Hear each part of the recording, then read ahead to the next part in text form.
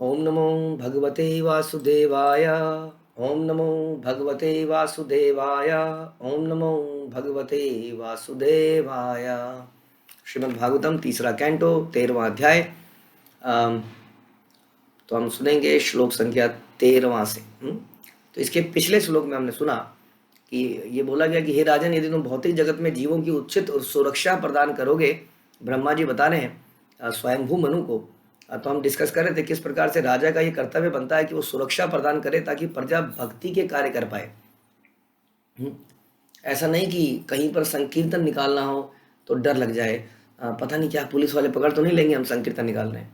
ऐसे आज भी संसार में कुछ ऐसे देश हैं जहाँ पर आप भगवान का नाम ओपनली नहीं ले सकते हैं। तो ऐसी ऐसी जगह है, लेकिन राजा का काम इसके विपरीत है। तो ब्रह्मा जी इस प्रकार से स्वयंभू मनु को समझाते हैं कि तो मैं और भगवान बड़े प्रसन्न होंगे यदि आप नागरिकों को इस प्रकार की सुरक्षा प्रदान कर पाओ।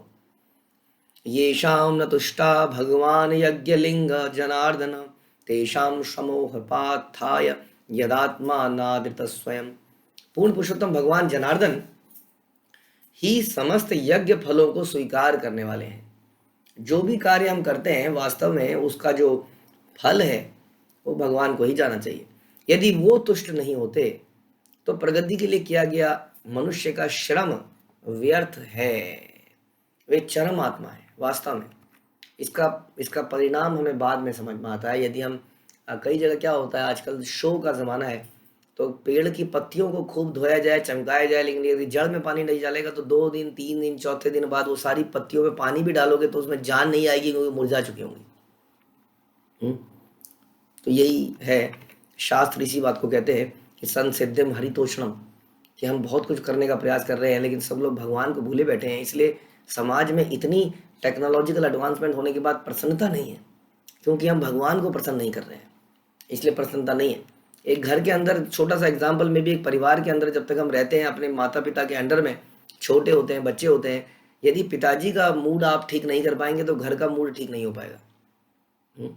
आपको समझना पड़ेगा, आज पिताजी अच्छे मूड में नहीं है, जाके थोड़ा से पैर दबा देता हूँ, उनको चाय बना के दे देता हूँ, उनको दूध दे देता हूँ इत्यादि, और एकदम से परसों नहीं आते हैं तो घर का मूड ही बदल जाता है।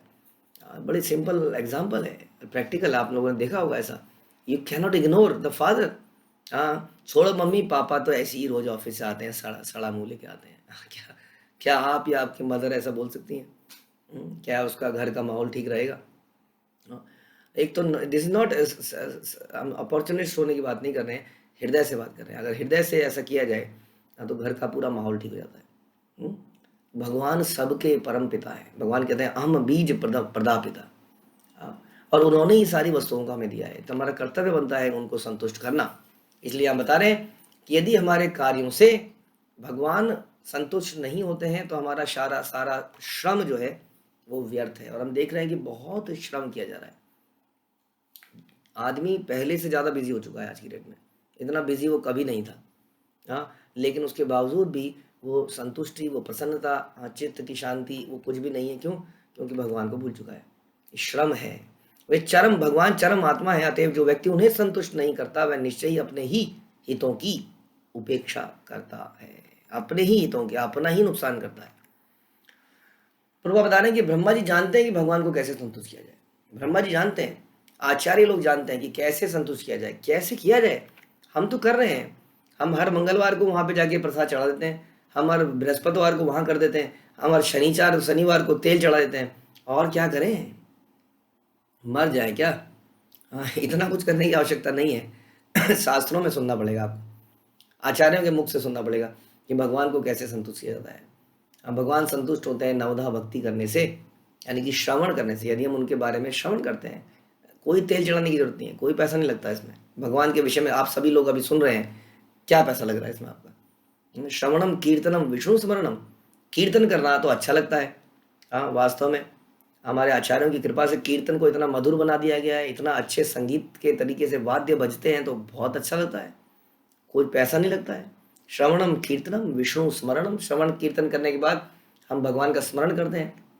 तो जब हम कीर्तन करते हैं तो कीर्तन के शब्द हमारे दिमाग में घूमते रहते हैं, उनकी धुन हमारे दिमाग में घूमती रहती है, हमारे मुंह से चलते फिरते बुदबुदाते हुए अपने आप ही हरे कृष्णा निकल पड़ता है।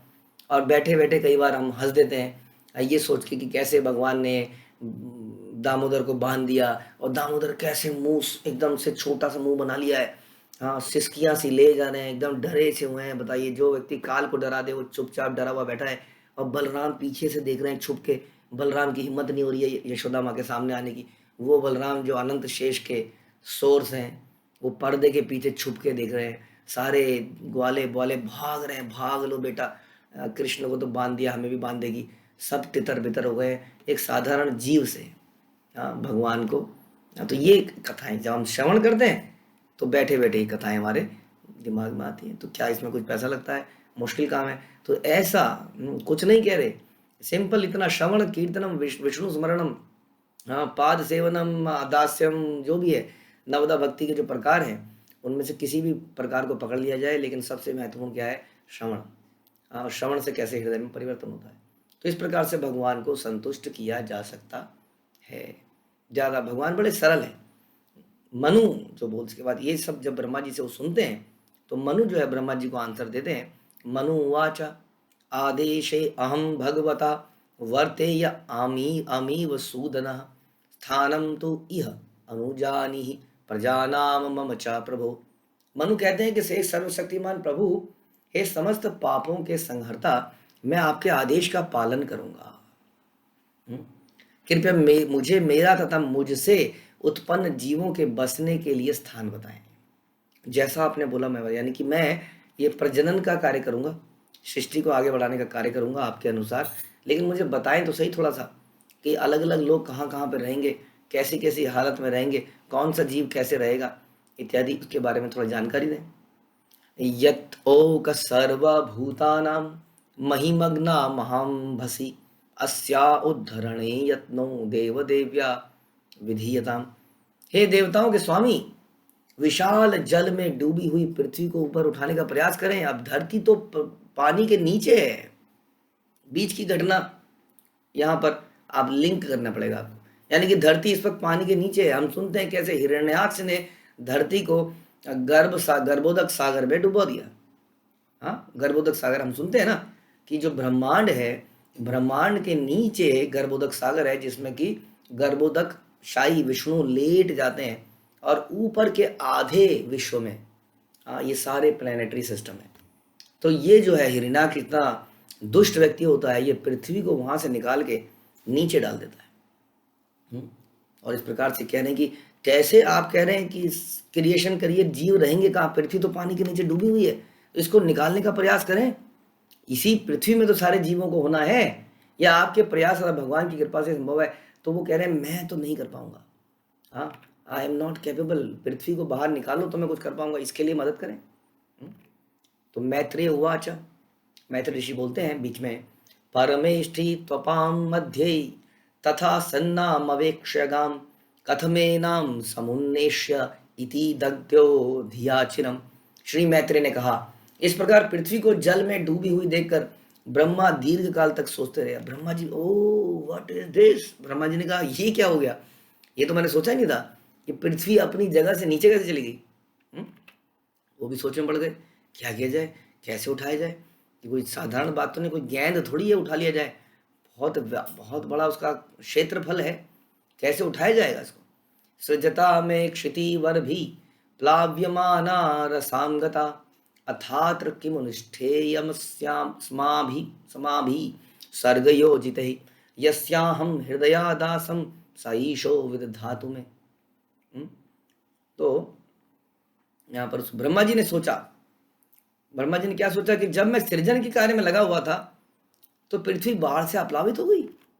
यानी कि जब मैं अलग अलग शरीर बना रहा था, उसके पहले प्लैनेटरी सिस्टम बन गए थे। हाँ, अब आपने घर तो बना दिया है, सही सारे घर बना दिया आपने, एक कॉलोनी बना दी। अब कॉलोनी के बाद में आप वहाँ पर कुछ इलेक्ट्रिसिटी डिपार्टमेंट से बात कर रहे हैं, पानी के डिपार्टमेंट से बात कर रहे हैं, कुछ कुछ लोगों से बातचीत कर रहे हैं उस कॉलोनी को चालू करने के लिए। तब तक देखा कि कुछ घरों पे किसी ने कब्जा ही कर लिया पीछे से। तो पृथ्वी जो है पीछे से बाढ़ में अप्लावित हो गई, समुद्र के गर्त में चली गई। हाँ, हम लोग तो सृजन के कार्य में लगे हैं, भला कर ही क्या सकते हैं, ये तो मेरा एरिया ही नहीं था। हाँ, मैं तो बस बना सकता हूँ। हाँ, सर्वोत्तम यही होगा कि सर्वशक्तिमान हमारा निर्देशन करे। यस, हमारे जीवन में कई बार भगवान कुछ ऐसा कर देते हैं तभी हमें याद में आता है कि भगवान है। नहीं तो जब हमें सक्सेस मिलती रहती है, मिलती रहती है, तो हमें ऐसा लगने लगता है कि I am the doer, I am the controller, I am the enjoyer, और हम भूल जाते हैं कि संसार को कंट्रोल करने वाला कोई और व्यक्ति भी हो सकता है।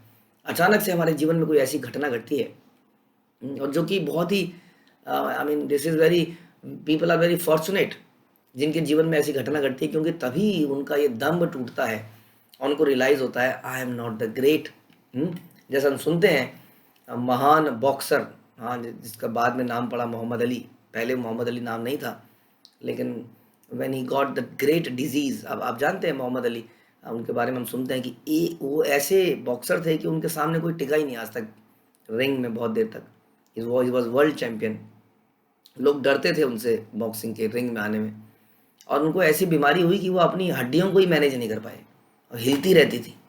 And he took the shelter of Allah, Quran, and then he said I am not the greatest, Allah is the greatest person. तो हमारे जीवन में कुछ ऐसी घटना होती है, उससे पहले तो उन्हें लगता था कि आई एम द ग्रेटेस्ट, वो बोलते थे आई एम द ग्रेटेस्ट, तब हमें रियलाइज होता है no no no, I am not the greatest. कोई ना कोई ऐसी घटना, तो ये घटना भी होना हमारे जीवन में बहुत अच्छा है।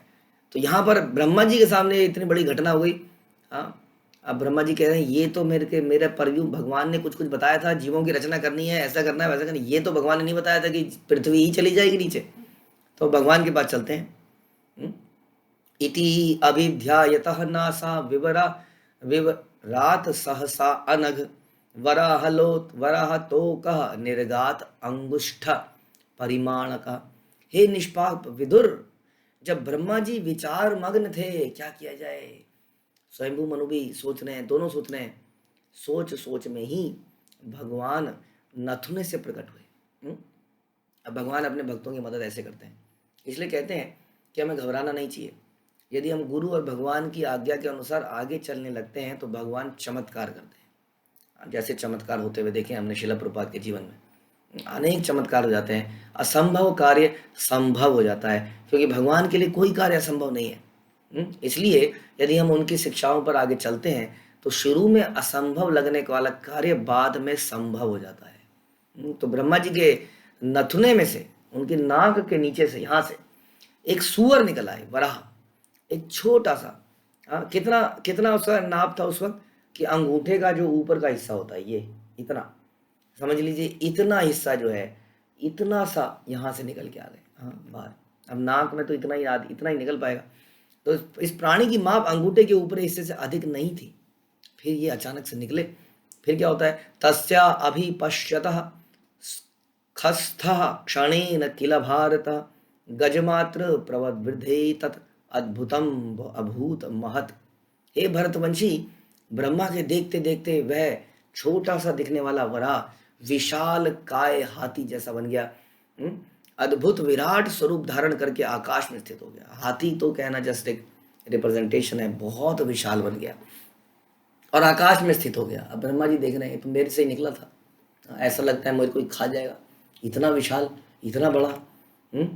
फिर क्या होता है, मरीचि प्रमुखे विप्रै कुमारै मनुना सह दृष्ट्वा तत् सौकरम रूपम तर्कयाम आस चित्रधा। आकाश में अद्भुत सूकर जैसा रूप देखने से आश्चर्यचकित ब्रह्मा, मरीचि यानी कि ब्रह्मा जी के बाकी जो पुत्र थे, मुख्य पुत्र मरीचि, 4 कुमार, मनु, अब ये सोच में पड़ गए ये क्या चीज़ है, ये तो हमने कभी देखी नहीं ऐसी चीज़। आपस में तर्क वितर्क करने लगे, जानते हो क्या है, कहाँ से है, कौन है, तो आपस में बातचीत चालू हो गई। किमे तत् सूकर व्याजम सत्वम दिव्यम अवस्थितम अहो बत आश्चर्यम इदम नासाया में विनिस्मृतम।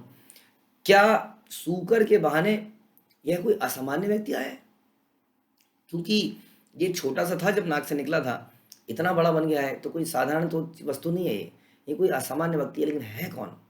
ये अति आश्चर्यप्रद है कि भाई मेरी नाक से निकला है, मैं तो नहीं जानता इसके बारे में कुछ भी। तो बड़े आश्चर्यचकित हैं हम ब्रह्मा जी, ये है कौन आखिर। शस्त्र दृष्ट अंगुष्ट शिरः मात्रा क्षणात गंड शिला सम अपि स्वित भगवानेशा यज्ञ में खेदयन। प्रारंभ में यह सूकर अंगूठे के सिर से बड़ा भी नहीं था, किंतु थोड़ी ही देर में वो एक बहुत बड़ी शिला के समान बन गया। मेरा मन विशुद्ध है, क्या वह पूर्ण पुरुषोत्तम भगवान तो नहीं? क्योंकि भगवान का ऐसा रूप तो देखा नहीं था। भगवान हमारे सामने किस रूप में आ जाए, वी नेवर नो। हाँ, हम चैतन्य चरितामृत में सुनते हैं कि भगवान एक बार, आई थिंक मुकुंद को, जहाँ तक मुझे याद आ रहा है, बोलते हैं कि हे मुकुंद, तुम्हें याद है एक दिन तुम डर के मारे भाग रहे थे कि कोई चोर उचक्का ना आ जाए, रात्रि का समय था, तुम्हारे साथ तुम्हारा परिवार था, तुम बहुत घबराए हुए थे, और अचानक से एक नाव वाला आया और नाव वाले ने तुम्हें पुकारा और तुम्हारी राह जान में राहत आई कि इतनी रात कोई नाव वाला आखिर आया कहाँ से। उस नाव वाले ने आपको नदी पार कराई, वो नाव वाला मैं ही था। और ये सुन के वो दाढ़ मार के रो पड़ते हैं, और ऐसे कई इंसिडेंट्स वो बताते हैं अपने भक्तों को। हाँ, तो इस प्रकार से भगवान हमारे जीवन में कई प्रकार से आते हैं, हम उनको पहचान नहीं पाते हैं वास्तव में। भगवान ही वास्तव में गुरु बन के भी आते हैं, गुरु को भेजने वाले भी भगवान है। गुरु का आना हमारे जीवन में अकस्मात घटना नहीं है, ध्यान रखिए। भगवान की कृपा से ही गुरु मिलते हैं। क्यों मिलते हैं? क्योंकि हमारी कहीं ना कहीं कोई जिज्ञासा रहती है भगवान को जानने की, कोई ना कोई सुकृति हमने करी होती है जो हमारे जीवन में भगवान गुरु को भेजते हैं, और वो गुरु हमें भगवान से साक्षात्कार करने में मदद करते हैं। इसलिए संसार की कोई घटना, कोई तुक्का लक अकस्मात नहीं है। It's all planning of Krishna. वो किस रूप में हमारे सामने आते हैं उसको देखने की आवश्यकता है। हम अक्सर अपने जीवन में होने वाली कमियों को जरूर देखते हैं, लेकिन जो चीज़ों की पूर्ति भगवान ने करी होती है उस चीज़ों को कभी नहीं देख पाते। इसलिए हमें उस नज़र की आवश्यकता है कि हम भगवान को हर चीज़ में देखें। इसलिए भगवान अपनी ऑपुलेंसेस को गीता के 10वें अध्याय में बताते हैं, ताकि हम समझ पाएँ कि जो सूर्य रोज उगता है, जो वनस्पति को बढ़ाने में मदद करता है, जो चंद्रमा उग रहा है, ये भी भगवान का ही रूप है। ये अग्नि जो है, ये भगवान, ये वायु कौन है? भगवान का ही रूप है। तो इस प्रकार से समझेंगे तब समझ में आएगा। तो ब्रह्मा जी यहाँ सोच में पड़ गए कि क्या ये उनके मालिक भगवान विष्णु तो नहीं? देखते हैं कि क्या आगे होता है, किस रूप में भगवान निकलते हैं, क्या करते हैं श्रीमद् भागवतम के इस ग्रंथ में। ग्रंथराज श्रीमद् भागवतम की जय। श्रील प्रभुपाद की